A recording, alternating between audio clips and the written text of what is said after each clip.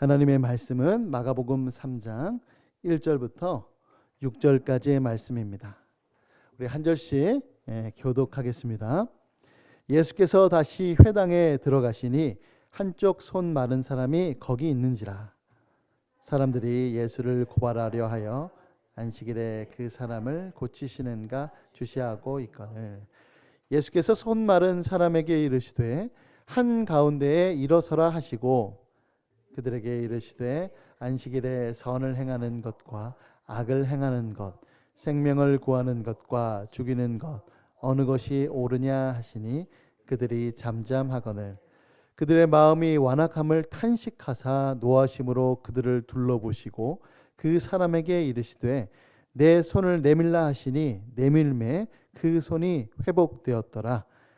바리새인들이 나가서 곧 헤롯 왕과 함께 어떻게 하여 예수를 죽일까 의논하니라. 아멘. 여러분 응급실에 가보신 적이 있나요? 저는 이제 진짜 많이 갔어요. 이제 아시는 분들은 아시겠지만 제가 이제 그 몸에 돌이 많잖아요. 돌이 많아서 이제 응급실에 이제 많이 갔는데 언제부터였냐면 이제 2009년도였습니다. 2009년도 이제 합신 1학년 때였는데 갑자기 새벽에 이게 아픈 거예요. 아픈 게 이상해요. 뭐 이렇게도 아프고 저렇게도 아프고. 그래서 이제 응급실에 이제 갔었는데 그때로부터 시작해서 제 기억으로는 한 6번 그때부터 기억이 안 나요. 굉장히 이렇게 많이 갔었는데 이제 대부분 이제 이 요로결석이 새벽에 이제 통증이 많이 나타나요. 그래서 이제 그 아픈 걸 이제 부둥켜 안고 이제 응급실에 이제 가서 이제 뭐 진통제도 받고 그랬던 이제 기억이 있습니다. 보통 응급실에 오는 사람들은 위급해서 오죠. 그러니까 아무리 큰 병입니다. 큰 병이라고 하더라도 시각을 다투는, 그러니까 촌각을 다투는 병이 아니면 응급실에서 안 받아요. 오히려 이제 그 다음 날 이제 외래를 통해서 들어오라라고 이렇게 얘기를 하죠. 예수님 당시에 바리새인들도 그렇게 생각을 했습니다. 여러분, 바리새인들이라고 해서 안식일에 병을 고치면 안 된다 그렇게 오해하시면은 절대로 안 됩니다. 그들도 안식일에는 어떻게 지내야 되느냐? 선을 행하고 생명을 살려야 된다. 이것이 당연하게 여겨졌어요. 그래서 안식일에도 위급한 환자들을 치료했습니다. 예를 들어서 갑자기 이제 산통이 느껴지는 거예요. 그때는 안식일이라 하더라도 이제 그 분만을 도왔죠. 또 갑자기 이제 목에 이상이 생겨서 숨이 안 쉬어지는 겁니다. 그때도 당연히 그 사람들을 치료해 주었습니다. 그러니까 이렇게 촌각을 다투는 환자들을 치료해야 된다. 안식일이어도 치료해야 된다. 그들은 그렇게 생각을 했죠. 왜냐하면 지금 응급 상황이기 때문에 그렇습니다. 그런데 예수님은 그게 아니다라고 말씀하세요. 응급 상황일 때만 치료하는 것이 아니고 안식일에 생명을 구한다라고 하는 것은 촌각을 다투는 일에만 해당되는 것은 아니다. 그렇게 말씀하시죠. 그래서 안식일에 생명을 구한다라고 하는 그 의미가 바리새인들이 말하는 것과 예수님이 말하는 것은 차이가 있는 것입니다. 그러면 안식일에 생명을 구한다라고 하는 것은 어떤 의미일까요? 예수님께서 하신 말씀을 통하여서 한번 살펴보겠습니다. 오늘 말씀을 보면은요, 예수님께서 안식일에 회당에 들어가시지요. 그런데 그곳에 누가 있냐면 한쪽 손 마른 사람이 있습니다. 여러분 이제 손이 말랐다라고 하니까 이제 어떤 건지 이제 잘 감이 안 오는데요. 이제 이거를 이제 살펴보면은 시들었다, 혹은 오그라들었다, 혹은 뻣뻣하다라고 하는 의미가 되어 있어요. 그래서 이 병이 선천적인 건지 또 후천적인 건지 그건 잘 몰라요. 그런데 아마 소아마비나 아니면 이제 뇌졸중으로 인한 어떤 이제 마비 증상으로 이제 보여집니다. 누가복음에 보면은 그 손이 오른손이라고 되어 있어요. 오른손. 그러니까 여러분 오른손이면 직업을 갖기도 불편하죠. 또 일상생활하기도 참 불편할 것입니다. 오늘날에도 이제 장애인들이 살아가기가 많이 불편하다라고 이렇게 얘기를 해요. 우리가 잘 아는 그 누구죠? 위라클의 그 박위, 그렇죠? 그 사람을 통하여서 영상이 되니까 실제로 생활하는 데 있어서 장애인들이 다니는 게 엄청 불편하다는 것을 알고 이제 많이 고쳤다 그러죠. 아마 모르긴 몰라도 과거에는 더 심했을 거예요. 편견도 있었을 것이고요.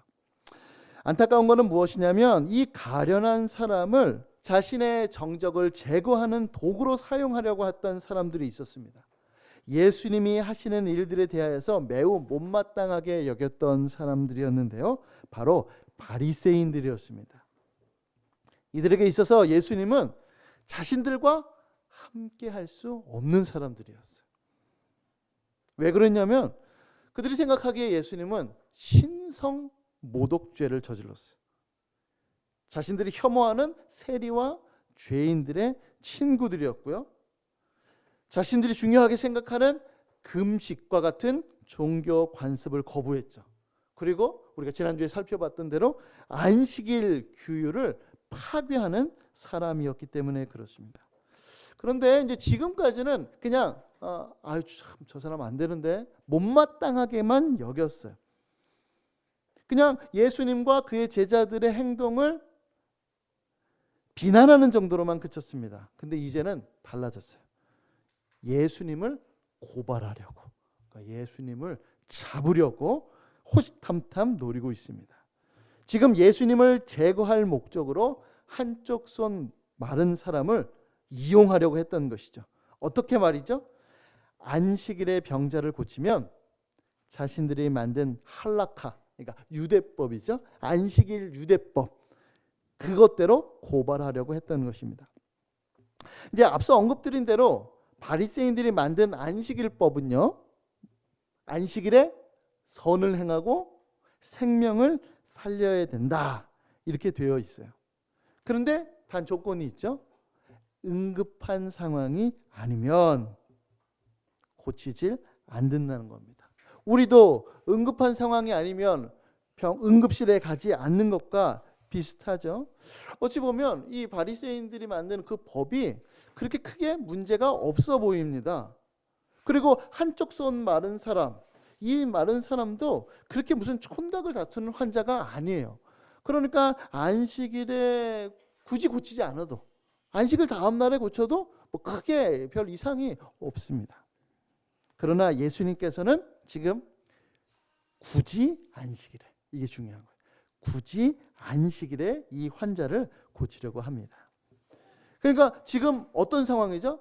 자신을 고발하려고 했던 사람들, 그러니까 덫을 놓고 기다리는 사람들이 뻔히 있음에도 불구하고 그것을 행하시는 거예요. 굳이 안식일에 병을 고치려고 합니다. 왜 그러실까요? 제가 말씀드린 대로 생명을 구한다라고 하는 그 개념이 어떤 건지, 그 참 의미를 깨우쳐 주시기 위함이었습니다. 이제 예수님께서 손 마른 사람을 공개석상으로 부르세요. 그 회당 중앙에 딱 모두 다 보는 그 앞에 딱 보이게 합니다. 우리 한번 4절을 읽어볼까요? 4절 다 같이 읽어보겠습니다. 시작. 그들에게 이르시되 안식일에 선을 행하는 것과 악을 행하는 것, 생명을 구하는 것과 죽이는 것 어느 것이 옳으냐 하시니 그들이 잠잠하거늘. 지금 예수님께서 뭘 말씀하시죠? 안식일에 선을 행하고 생명을 구하는 것이 옳다라고 말씀하시죠. 그런데 제가 계속해서 이상한 이 바리새인의 안식일법도 여전히 안식일에 선을 행하고 생명을 구하는 거라고 되어 있기 때문에 그렇습니다. 그래서 예수님께서 지금 말씀하시고자 하는 것은 무엇이냐면, 지금 너희들이 말하는, 너희들이 안식일에 선을 행하고 생명을 구하는 그것과 지금 내가 말하고자 하는 것, 그리고 성경이 정말로 말하고자 하는 바는 지금 다르다라고 하는 것을 말씀해 주고 계세요. 우리가 이 말씀을 이해하기 위해서는 마태복음 말씀을 한번 살펴볼 필요가 있는데요. 우리 인용 구절 한번 볼까요? 자, 우리 인용 구절 말씀을 한번 보죠. 어딜 보냐면 마태복음 12장 11절부터 12절 말씀입니다. 제가 한번 읽어볼게요. 예수께서 이르시되 너희 중에 어떤 사람이 양 한 마리가 있어 안식일에 구덩이에 빠졌으면 끌어내지 않겠느냐. 사람이 양보다 얼마나 더 귀하냐. 그러므로 안식일에 선을 행하는 것이 옳으니라 라고 말씀하세요. 자, 지금 양이 구덩이에 빠졌습니다. 그러면 당연히 구하겠죠. 당연히 구할 겁니다. 누구 한 사람도 양이 지금 생명에 지장이 없어. 촌각을 다투는 일이 아니야. 내일 구하자 라고 말하는 사람은 아무도 없다는 겁니다. 하물며 이 하나님의 창조물인 이 귀한 양도 하나님께서 이렇게 구하는데 하나님의 형상으로 지음받은 훨씬 더 귀한 사람을 구하지 않는다는 게 말이 되냐? 말이 안 된다. 지금 이렇게 예수님께서 말씀하시는 거예요.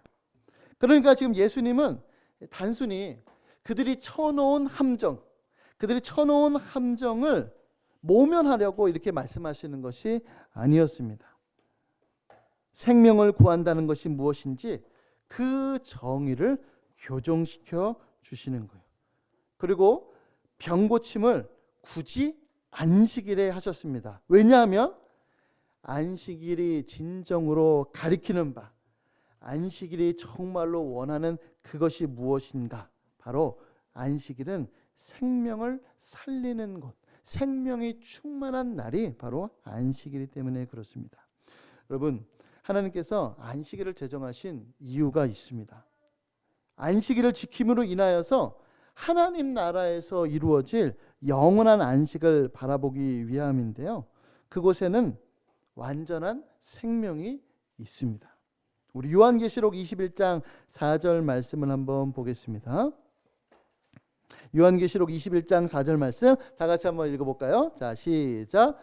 모든 눈물을 그 눈에서 닦아주시니 다시는 사망이 없고 애통하는 것이나 곡하는 것이나 아픈 것이 다시 있지 아니하리니 처음 것들이 다 지나갔음이로라. 아멘.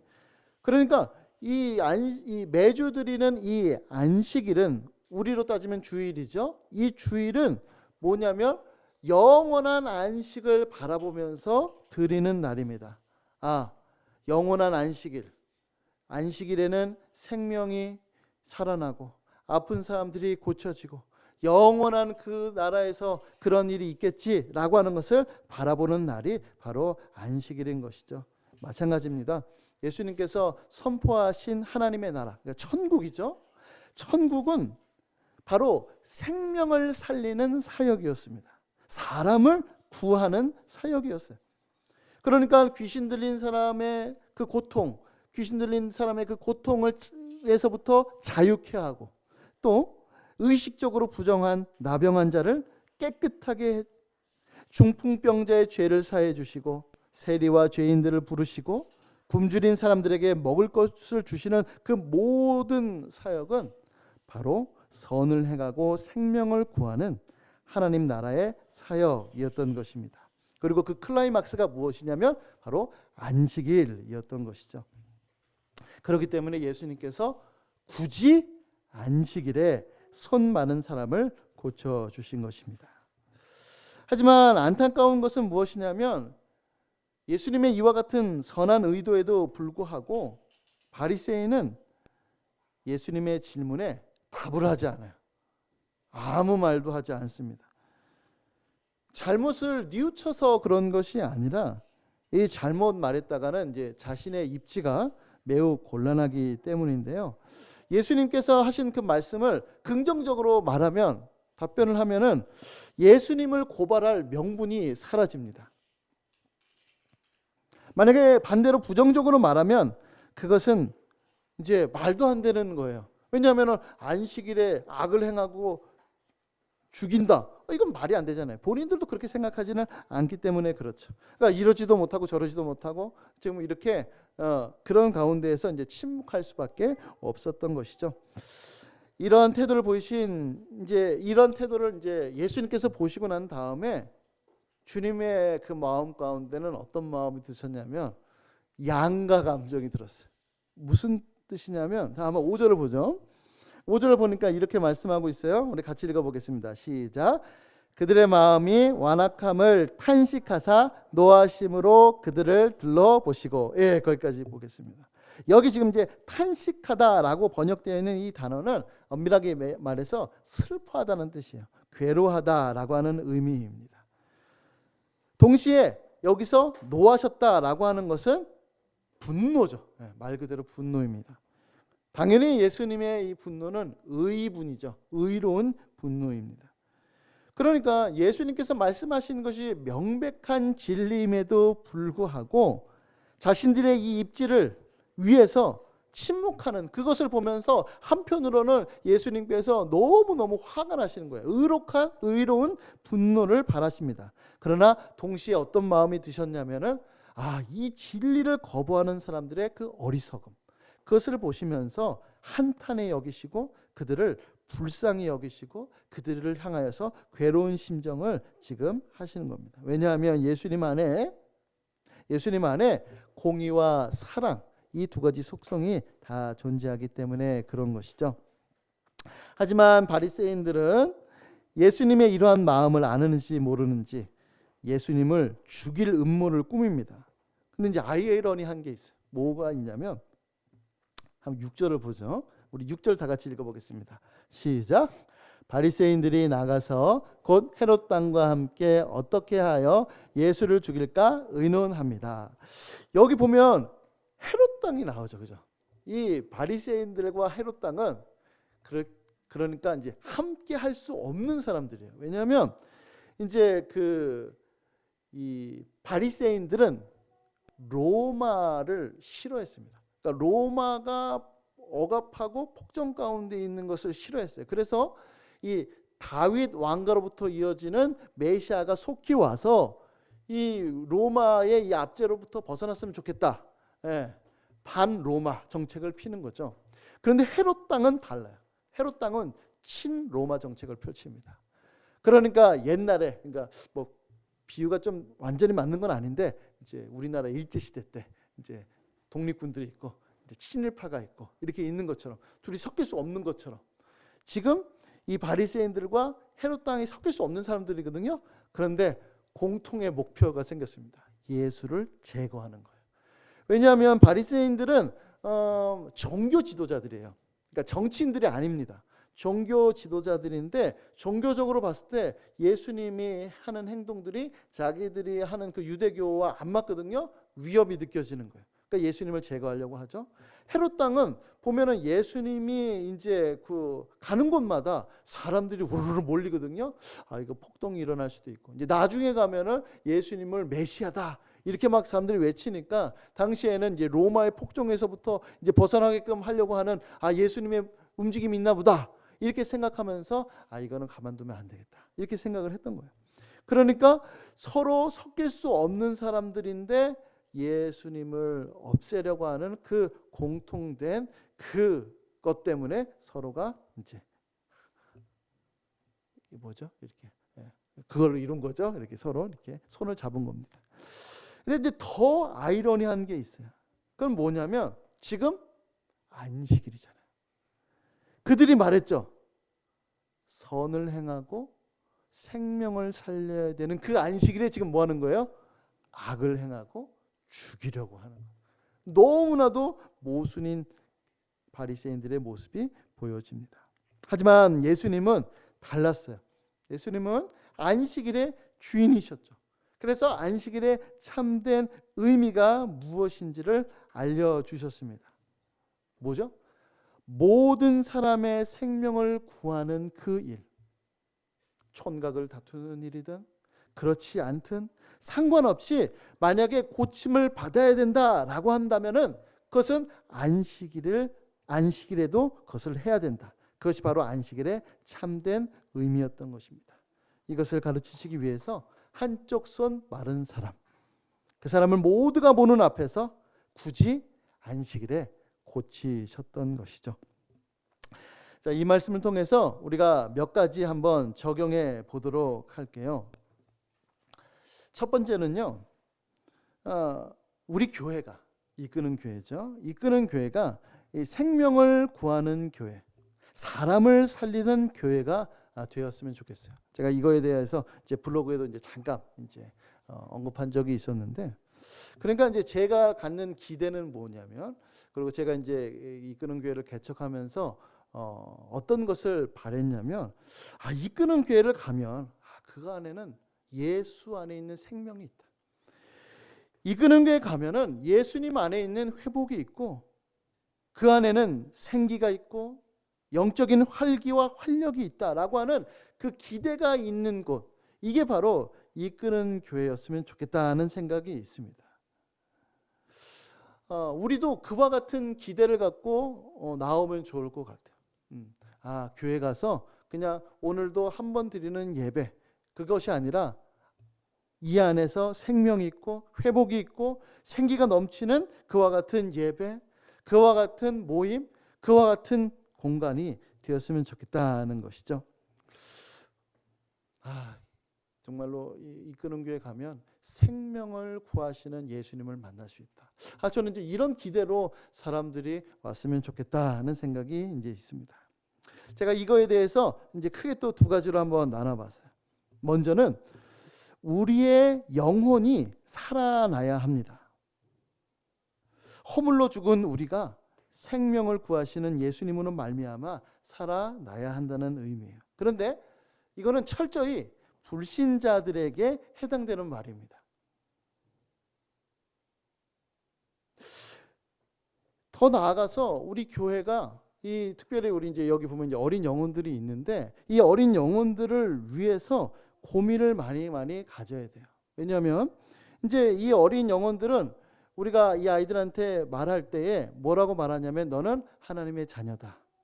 너는 하나님의 언약 백성이다. 라고 이렇게 얘기해요. 그러나 동시에 성령으로 거듭나야 되는, 예수님을 믿어야 되는 하나님의 백성이다. 라고 이렇게 가르칩니다. 제가 이제 여태까지 사역을 하면서요, 이 점을 이제 특별히 철저히 하려고 애썼어요. 왜냐하면 이제 교회 안에는 많은 사람들이 있는데, 그 안에는 예수님을 믿어야 되는 사람이 있어요. 예수님으로부터 생명을 공급받아야 되는 사람들이 있어요. 예수님께서 구원해 주어야 하는 사람들이 같이 공존하기 때문에 그렇습니다. 특별히 저는 이제 교육부서를 많이 했으니까 이제 어린 영혼들에게 관심이 있어요. 뭐냐면 이 아이들이 이제 자라면서 하나님을 믿어야 돼, 예수님 믿어야 돼, 그러면은 자기도 모르게 이제 학습됐다 그러죠. 이제 학습돼서 저 예수님 믿어요. 크게 거부감이 없으니까 저 하나님 믿어요 라고 얘기를 하는데, 그 믿음이 진짠지 아니면 말 그대로 학습된 건지 우리는 그것을 분별해야 되기 때문에 그렇죠. 그래서 이제 신학적인 용어로 뭐라고 얘기하냐면, 아까 학습된 그 믿음을 역사적인 믿음이다라고 이렇게 불러요. 그러니까 거부감이 없는 겁니다. 하나님에 대하여서, 예수님에 대하여서, 기독교에 대해서 거부감이 없어요. 그러나 예수님을 믿는 것과는 달라요. 그러면 정말로 우리가 예수님을 믿는다라고 할 때 신학적인 용어는 뭐라고 하냐면 구원 얻는 참된 믿음, 이렇게 정의를 해요. 구원 얻는 참된 믿음. 그러니까 그거를 이렇게 제가 이 교육부서를 하면서, 교육부서뿐만 아니라 어른들을 상대하면서 이 부분에 있어서 세심하게 다루려고 많이 애를 썼습니다. 제가 이제 이 부분에 있어서는 조금 약간 그 집요한 부분이 있어요. 집요하게 해요. 그래서 이제 뭐 여기 계신 분 아신 분들은 아시겠지만은 제가 이제 수련회 가잖아요. 유독 많이 썼습니다. 그렇게 많이 썼어요. 그래서 수련회 끝나고 난 다음에 아이들을 대상으로 제가 1대1 상담을 다 했거든요. 이제 그거 이제 쓴 내용 가지고 가가지고 이제 보는 거죠. 지금 너가 이렇게 고백했는데 어떤 의미로 고백한 거니? 지금 이거에 대해서 궁금했는데 왜 그렇게 궁금한 거야? 그거를 막 했어요. 그래서 이렇게 썼습니다.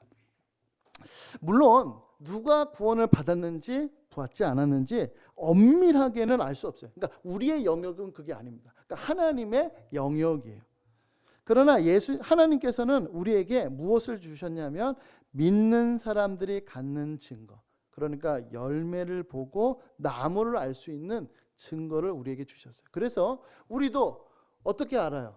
하나님께서 택하셨다라고 하는 것을 어떻게 알죠? 열매를 보고 아는 거예요. 예수님을 믿는 사람들에게 나타나는 그 증거를 보고 아는 거죠.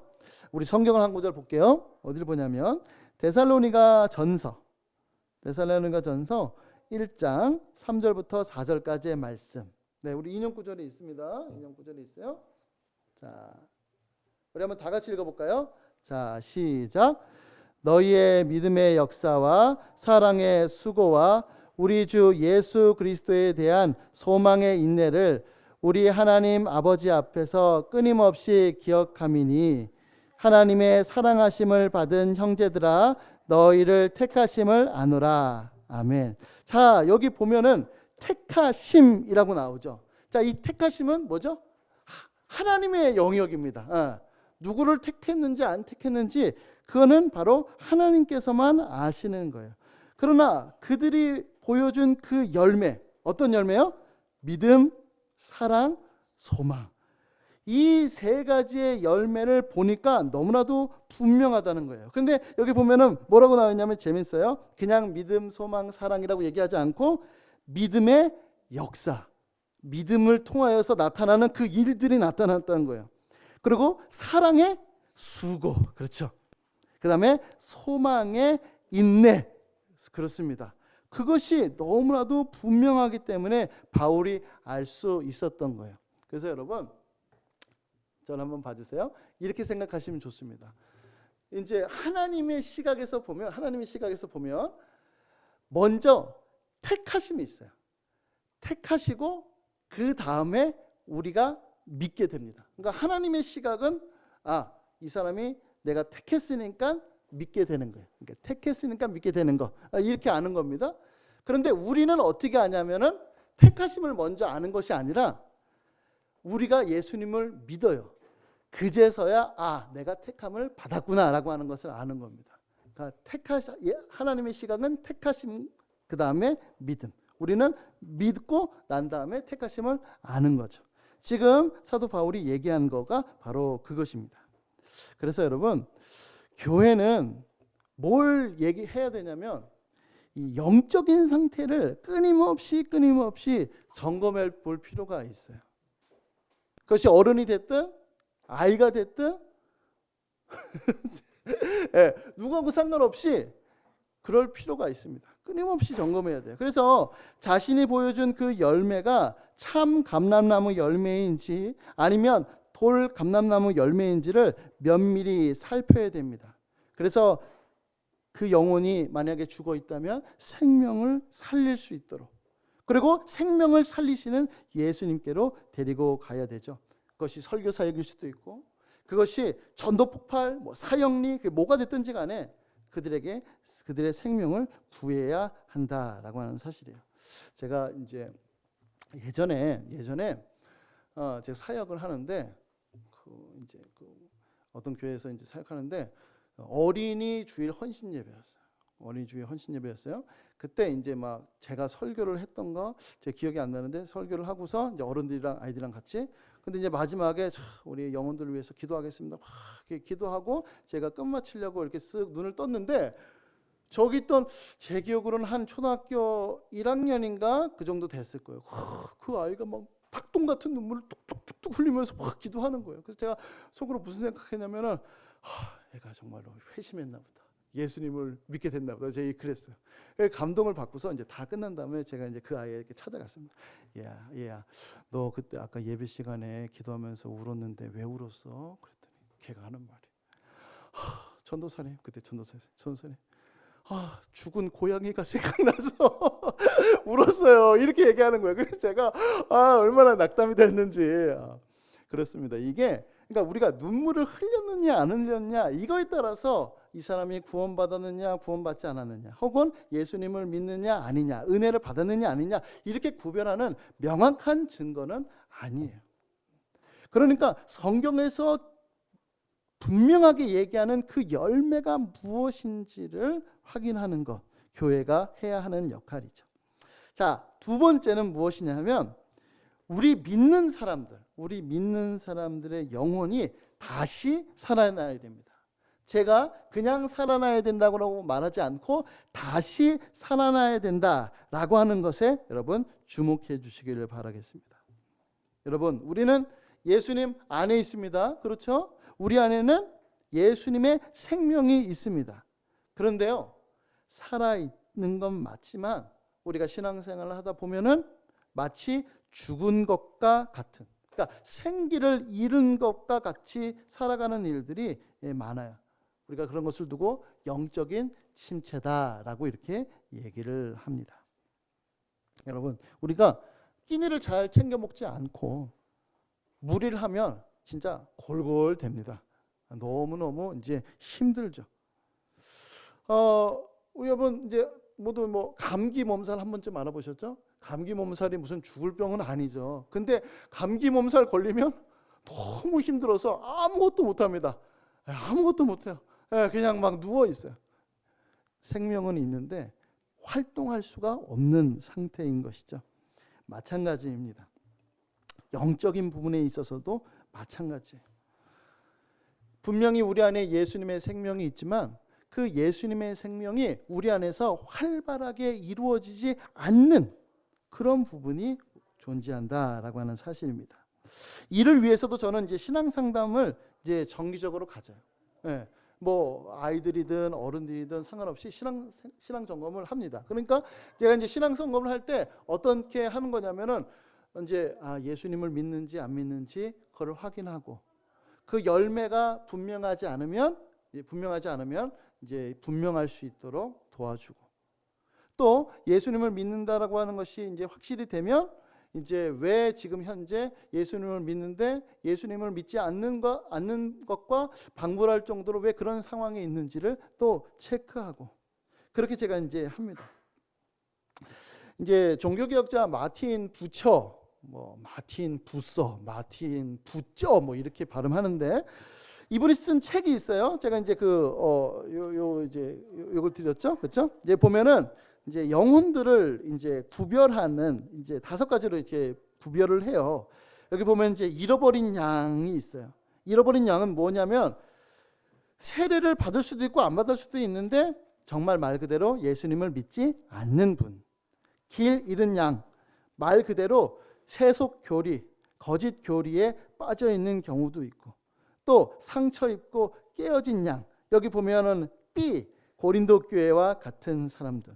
그 다음에 병든 양, 말 그대로 지금 너무나도 힘든 상황에 있어서 알아요. 주님께서 어떻게 살아라라고 말씀하신 거 다 아는데도 불구하고 그렇게 살지 못하는 양. 그리고 마지막 살찌고 강한 양이 있습니다. 자, 보세요. 재밌는 게 뭐냐면 살찌고 강한 양, 거기 한번 보세요. 우리 다 같이 한번 읽어볼까요? 자, 시작. 기독교적 삶 속에서 안정된 참된 그리스도인들이다. 이들은 잘 보호되고 올바르게 목양되어야 한다. 이게 아주 제가 이거 보면서 진짜 깜짝 놀랐어요. 왜 그러냐면 우리는 보통 건강한 양 하면은 돌볼 생각을 안 해요. 왜냐면 건강하니까. 그런데 건강한 양이 건강을 유지하도록, 그렇죠? 우리 보통 그렇잖아요. 제가 예전에 제가 한 30대 때 사역했을 때 집사님 중에 한 분이 저한테 이렇게 말씀하셨어요. 전도사님, 건강은 젊었을 때 챙겨야 됩니다. 제가 그때 그 말을 내가 몰랐거든요. 근데 이제 와서 그 말이 진짜 맞다 생각이 들었습니다. 그러니까 건강할 때, 영적으로 건강할 때 그 건강함을 유지하도록 하는 것도 목회자가 해야 될 역할인 거예요. 그러니까 저는 이제 여기에 이렇게 준해서 이제 사역을 합니다. 여러분들의 영혼들을 살피고 영적 상태가 어떤지를 살펴보는 것이죠. 이를 위해서 필요한 것은 여전히 예수님 한 분밖에 없습니다. 여러분, 예수님께서 하신 사역 중에 죽은 나사로를 살리신 것만 하신 것은 아니에요. 예수님께서 하신 거는 중풍병자도 고치셨죠. 손 마른 사람도 고치셨죠. 열병에 걸린 베드로의 장모도 고치셨습니다. 그러니까 정말로 예수님을 안 믿는 사람에게만 예수님이 필요한 것이 아니라 예수님을 믿는 사람에게도 예수님이 여전히 필요하다라고 하는 사실이에요. 자, 우리 두 번째로는 무엇이냐면 바로 교회가 생명을 다루는 곳이다라고 하는 분명한 인식이 필요합니다. 여러분, 의사, 보면 어떤 생각이 드세요? 병원 하면은 무슨 생각이 드시나요? 아, 여기는 생명을 다루는 곳이다. 혹은 생명을 다루는 사람이다 라고 하는 생각을 갖죠. 우리가 교회에 대해서도 마찬가지입니다. 교회는 생명을 다루는 곳이에요. 예배, 소그룹, 가정 예배 모두 다 생명을 다루는 모임이고요. 목사도 사람들의 생명을 구하기 위해 예수님이 보내신 사람. 우리는 이렇게 생각해야 돼요. 생명 중에서 어떤 생명이죠? 이 세상에서 사는 생명이 아니라 영생이 있는 곳, 바로 그것이 교회다 라고 하는 우리는 분명한 인식이 필요합니다. 여러분, 우리가 약을 먹을 때 왜 약을 먹죠? 건강해지려고, 그렇죠? 혹은 생명을 위해서 먹잖아요. 우리가 하나님의 말씀을 받을 때도 마찬가지입니다. 그러니까 우리가 교회에 나올 때 그냥 단순한 어떤 이제 동아리 모임이나 아니면 뭐 취미생활 이런 것이 아니라, 아, 하나님의 말씀은 우리의 영혼을 살리는구나, 이거를 이와 같은 분명한 인식이 우리 안에 필요하다는 것이죠. 우리 어린 아이들한테도 마찬가지예요. 제가 그래서 이제 우리 이제 교회 학교 사역을 보면은 뭐가 주되냐면 유치원, 그렇죠? 어린이집이나 유치원에서 하는 모습과 교회 안에서 하는 모습이 별반 차이가 없을 때가 있어요. 제가 그거 보면서 아, 이거는 아닌데 라는 생각을 합니다. 물론 아이들은 어리기 때문에 그렇게 이제 유치원에서 하는 것처럼 그와 같이 이렇게 좀 재미의 요소를 구해야 되는 건 맞아요. 제가 그걸 부정하는 건 아니에요. 그럼에도 불구하고 아이들이 그냥 교회에 와서 그냥 재밌게 놀고 신나게 뛰어놀고 이런 것으로 이제 그 마음의 위로를 삼고 그러면 그거는 좀 잘못됐다는 생각이 드는 거예요. 그래서 아이들이 이해하든 이해하지 않든, 알아듣든 알아듣지도 못하든 복음의 말씀을 꾸준히 하는 것, 그리고 우리도 그와 같은 인식 속에서 우리의 자녀들을 가르쳐야 되는 것이죠. 여러분, 하나님의 말씀을 우리의 영혼의 양식이라고 부릅니다. 단순히 듣기 좋은 말 이런 것이 아니고 실제로 그렇기 때문에 그런데요. 네, 들어가세요. 네, 가져가세요. 죄송합니다. 자, 우리 성경 말씀 한번 볼게요. 요한복음 말씀 보죠. 네, 요한복음 말씀 보죠. 요한복음 말씀 6장 26절. 우리 제가 인용 구절 한번 했어요. 이 주보 안에 있거든요. 네, 주보 안에 요한복음 6장 26절부터 29절 말씀. 제가 한번 읽어볼게요. 자, 예수께서 대답하여 이르시되 내가 진실로 진실로 너희에게 이르노니 너희가 나를 찾는 것은 표적을 본 까닭이 아니다. 여기서 말하는 표적은 오병이어를 얘기하는 겁니다.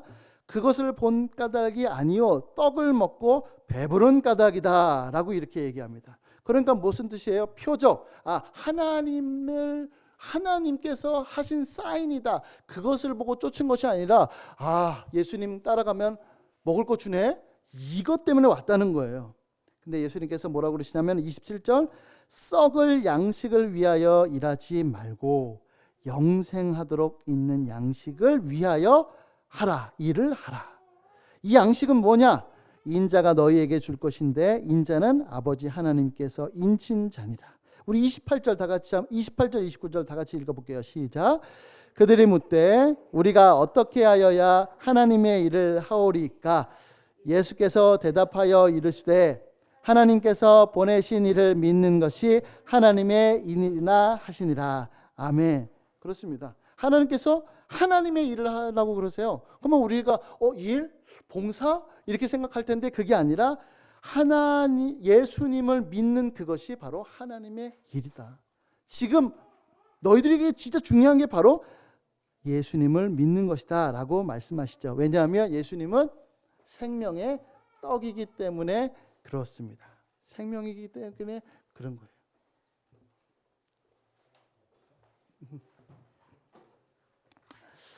여러분, 그 루이스 엘렌이 쓴 책이 있는데요.